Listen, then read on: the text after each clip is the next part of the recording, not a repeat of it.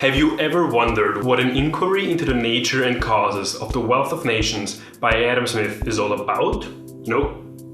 Well, keep watching anyway. This might be on the test.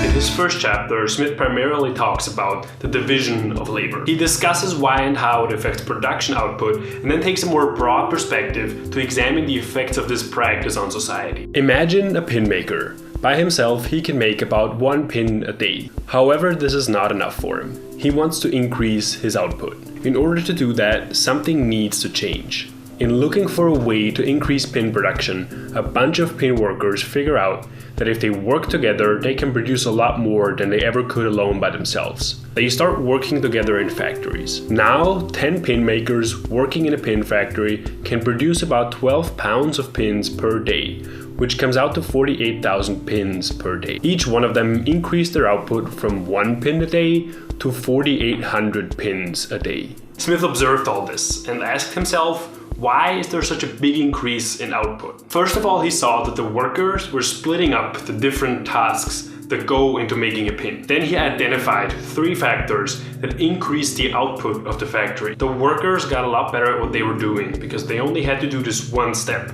over and over and over again, thereby perfecting their skill and increasing their speed. While one pin worker alone had to be able to perform all the steps that go into making a pin. Draw the wire, straighten it, cut it, point it, and grind it. Those tasks would all be performed by different people in a factory of 10. So in that factory, each worker could perfect their task to a much greater extent and become a lot faster. Smith's second observation was that the workers were saving time because they didn't need to change work. The division of labor thereby eliminated the time needed to change from one task to another. The workers didn't have to change tools or go to a different table. The time saved simply meant spending more time on productive activities and thereby producing more. The third thing Smith observed was that people were very likely to invent machines that would reduce their own labor. A person is very likely to invent a machine for a very small and simple task, simply because it's easier and automation therefore more apparent, more obvious. If you do a simple motion over and over and over again, you're more likely to think of a way a machine could do that simple motion. The workers want to save their own labor. This is where Smith sort of makes a point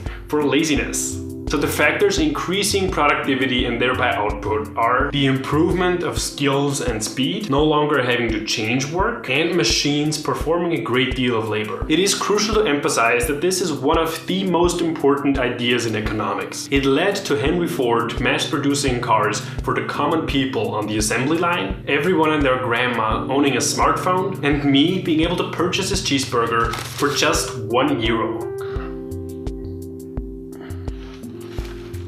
To this day, when trying to improve productivity, entrepreneurs are still looking at these factors. So if Adam Smith were still around today, he would probably ask them, how am I still alive? Smith then states that the division of labor tends to be highest in the most developed countries. This separation too is generally carried furthest in those countries which enjoy the highest degree of industry and improvement.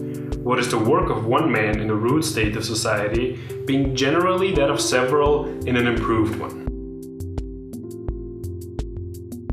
An observation that still holds true today. He states that this is the reason for a lack of manufacturing in less developed countries like Poland. These countries simply aren't able to compete with the likes of England or France because the division of labor has allowed England and France to produce goods so much cheaper and more efficiently than Poland. Smith also points out that agriculture doesn't allow for a lot of division of labor. That's because different crops return in different seasons, and one crop cannot employ a person for an entire year. Therefore, Polish corn can be as good and cheap as English corn, which means it's able to compete with English corn. A lack of industrial production in a country doesn't necessarily come with a lack of food production. Here it is worth pointing out that this can still be observed today. If you look at developing countries, you'll find that the agricultural sector makes up a much bigger part of their economy than in the developed countries. Smith concludes this chapter by describing how much the division of labor has improved our lives. We have all this stuff because we were able to produce